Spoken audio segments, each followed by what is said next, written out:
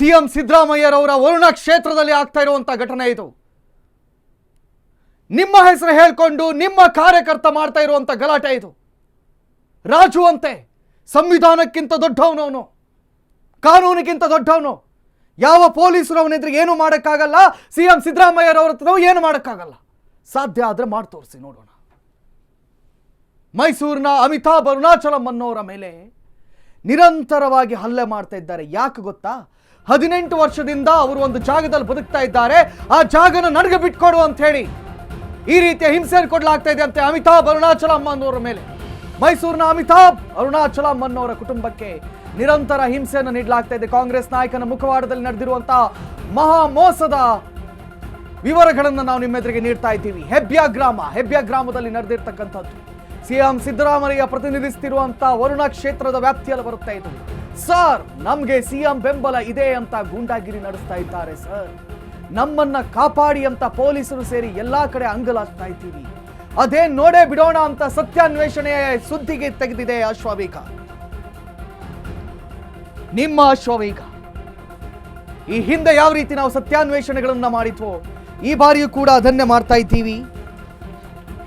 ಅದರ ಜಾಡು ಹಿಡಿದು ಹೋದ್ವಿ. ನಮ್ಮ ತಂಡ ಹೋಯ್ತು. ಅದೆಲ್ಲದನ್ನ ವಿಚಾರಿಸಿದ ನಂತರ ನಮಗೆ ಗೊತ್ತಾಯ್ತು ಆ ಕುಟುಂಬದ ತಪ್ಪಿಲ್ಲಿ ಏನೂ ಇಲ್ಲ. ಕಾರಣ ಆ ಕುಟುಂಬದವರು ಅಲ್ಲಿ ವಾಸಿಸ್ತಾ ಇರೋದೇ ಇವರಿಗೆ ಆಗ್ತಾ ಇಲ್ಲ. ಅಲ್ಲಿ ಭೂ ಮಾಫಿಯಾಗಳು ಹುಟ್ಕೊಂಡಿವೆ. ಆ ಲ್ಯಾಂಡಿಗೆ ಒಳ್ಳೆಯ ಜಾಗಕ್ಕೆ ಒಳ್ಳೆಯ ಅಮೌಂಟಿಗೆ ಸೇಲ್ ಆಗುತ್ತೆ. ನೀನು ನಮಗೆ ಸೇಲ್ ಮಾಡಬೇಕಷ್ಟೇ. ನಾವು ಹೇಳ್ತಾ ಇದ್ದೀವಿ ಅಂದ್ರ ಮೇಲೆ ನೀವು ನನಗೆ ಸೇಲ್ ಮಾಡಬೇಕಷ್ಟೇ. ಅವನು ಸೇಲ್ ಮಾಡೋಲ್ಲ ಕಣಯ್ಯ, ನಾನು ಪರ್ಚೇಸ್ ಮಾಡಿದ ಜಾಗ, ನಾನು ಮನೆ ಕಟ್ಕೊಂಡಿದ್ದೀನಿ, ನಾನಿಲ್ಲಿ ಬದುಕ್ತಾ ಇದ್ದೀನಿ ಅಂತ ಹೇಳ್ದಕ್ಕೆ ಅವನ ಮೇಲೆ ಮನಸ್ಸೋ ಇಚ್ಛೆ ತಳಿಸಿದ್ದಾರೆ. ಪದೇ ಪದೇ ದಾಳಿಗಳನ್ನು ಮಾಡ್ತಾ ಇದ್ದಾರೆ. ಇವತ್ತು ಸೋಷಿಯಲ್ ಮೀಡಿಯಾಗಳು ಬೆಳೆದಿದೆ. ಎಲ್ಲರ ಕೈಯಲ್ಲೂ ಕೂಡ ಕ್ಯಾಮ್ರಾಗಳಿರುತ್ತೆ ಮೊಬೈಲಲ್ಲಿ. ಇಷ್ಟೆಲ್ಲ ಇದ್ರೂ ಕೂಡ ಇಂತಹ ದರ್ಪವನ್ನು ತೋರಿಸಬೇಕಾದ್ರೆ ನಾನು ಸಿಎಂ ಆಪ್ತ ಅನ್ನುವಂತಹ ಆ ದುರಹಂಕಾರ ಆತನಿಗೆ ಅದೆಷ್ಟರ ಮಟ್ಟಿಗಿರಬಹುದು. ಅನ್ನ ಮದ, ಅರ್ಥ ಮದ, ಮುನ್ನಪ್ರಾಯದ ಮದ ಅಂತ ಹೇಳ್ತಾರೆ. ತಿಂದು ತೇಗಿದ ಮದ, ಕೈಯಲ್ಲಿ ದುಡ್ಡಿದೆ ಅನ್ನುವ ಮದ, ನನಗಿನ್ನೂ ವಯಸ್ಸಿದೆ ಆಯಸ್ಸಿದೆ ಅನ್ನುವಂತಹ ಮದ. ಈ ಎಲ್ಲ ಮದಗಳು ಕೂಡ ಒಟ್ಟು ಸೇರಿದಾಗ ಇಂತಹದ್ದೇ ಹೆಚ್ಚಾಗುತ್ತೆ. ಆ ನಾನ್ಸೆನ್ಸ್ ಅನ್ನು ಹಾಗಾದ್ರೆ ಕಟ್ಟಿ ಹಾಕೋರು ಯಾರು ಇಲ್ವಾ ಅಲ್ಲಿ? ವರುಣ ಕ್ಷೇತ್ರದಲ್ಲಿ, ಸಿಎಂ ಅವರ ಕ್ಷೇತ್ರದಲ್ಲಿ ಸಿಎಂ ಹೆಸರು ಹೇಳ್ಕೊಂಡು ಇಷ್ಟೆಲ್ಲ ದೌರ್ಜನ್ಯಗಳಾಗ್ತಾ ಇದೆ ಅಂತ ಹೇಳಿದ್ರೆ ಯಾರು ಸ್ವಾಮಿ ಇದನ್ನು ಪ್ರಶ್ನೆ ಮಾಡೋರು? ಆ ಹೆಣ್ಣು ಮಗು ಒಂದು ಕಂಪ್ಲೇಂಟ್ ಕೊಟ್ಟಿದೆ. ಅದನ್ನ ಓದ್ತೀನಿ ಕೇಳಿ.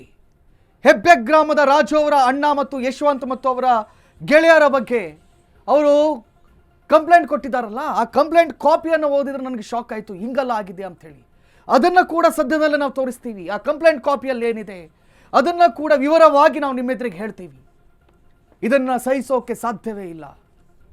ಸಾಹಿತ್ಯ ಇವತ್ತು ಸಿಎಂ ಅವರ ಕ್ಷೇತ್ರ, ಸಿಎಂ ಅವರು ಪ್ರತಿನಿಧಿಸ್ತಾ ಇರುವಂಥ ಕ್ಷೇತ್ರ, ಅವರ ಹೆಸರು ಹೇಳ್ಕೊಂಡು. ಯಾಕಂತ ಹೇಳಿದ್ರೆ ಇದು ಎಲ್ಲೋ ಒಂದು ಗುಲ್ಬರ್ಗದಲ್ಲೋ ಬಳ್ಳಾರಿಯಲ್ಲೋ ಆಗಿದ್ದಿದ್ರೆ, ಸಿಎಂ ಹೆಸರು ಹೇಳ್ಕೊಂಡು ಆಗಿದ್ದಿದ್ರೆ ಇವನು ಯಾವನೋ ಸುಳ್ಳು ಹೇಳ್ತಿದ್ದಾನೆ ಅಂತ ನಾವು ಪ್ರಶ್ನೆ ಮಾಡ್ಬೋದಿತ್ತು. ಆದರೆ ಸಿಎಂ ಅವರ ಕ್ಷೇತ್ರದಲ್ಲಿ ಸಿಎಂ ಪರವಾಗಿ ಪ್ರಚಾರವನ್ನು ಮಾಡಿದವನಂತೆ ಈ ರಾಜು ಅನ್ನುವವನು, ಈತನೇ ಹೋಗಿ ಈ ರೀತಿಯಲ್ಲೆಲ್ಲ ದಾಳಿ ಮಾಡ್ತಾನೆ ಅಂತ ಹೇಳಿದ್ರೆ ಇನ್ನು ಯಾರ ಹತ್ರ ನೋಡಿ. ಇದು ಕಾರ್ತಿಕ್ ಈಗ ಯಾವ ರೀತಿ ಆಗಿದೆ ಅಂತ ಅಂದ್ರೆ, ಆಯ್ತು ಸಿದ್ದರಾಮಯ್ಯ ಅವ್ರ ಗಮನಕ್ಕೆ ಹೋಗಿಲ್ಲ ಅಂತ ಅಂದ್ರೂ ಕೂಡ ಅಲ್ಲಿರುವಂತ ಪೊಲೀಸ್ ಇಲಾಖೆ ಏನು ಮಾಡ್ತಾ ಇದೆ?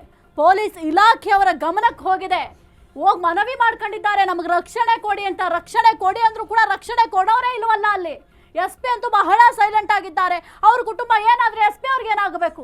ಅವ್ರನ್ನ ಜನರ ಸೇವೆ ಮಾಡಲಿಕ್ಕೆ ಅಂತ ಇರೋದು. ಆದರೆ ಜನರ ಸೇವೆ ಮಾಡೋ ಬದಲು ಏನು ಮಾಡ್ತಾ ಇದ್ದಾರೆ? ಆ ಒಂದು ದೃಶ್ಯಗಳನ್ನ ನೋಡಿದ್ರೆ ಎಂಥವ್ರಿಗೂ ಕೂಡ ಬಹಳ ಕೋಪ ಬರುತ್ತೆ.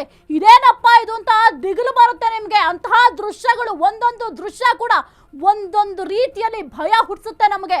ಜನಸಾಮಾನ್ಯರು ಹೆದರಬೇಕು. ಇವರ ಒಂದು ಕ್ರೌರ್ಯ ನೋಡಿದ್ರೆ, ರಾಕ್ಷಸ ಪ್ರವೃತ್ತಿಯನ್ನ ನೋಡಿದ್ರೆ, ಅಂತಹ ರಾಕ್ಷಸ